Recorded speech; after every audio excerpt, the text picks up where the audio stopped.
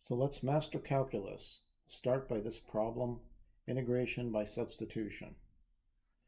So it's the integral of 4x plus 5 to the 9 dx.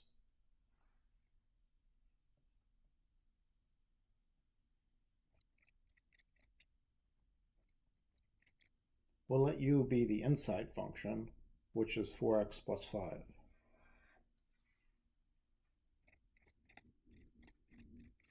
Then du is 4 dx,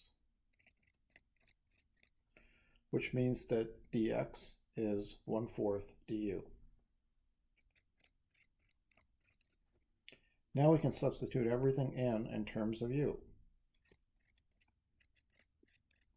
We can move the 1/4 out in front of the integral sign. And now we can take the antiderivative.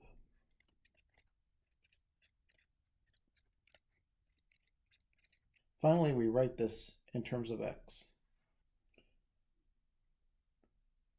So u was 4x plus 5.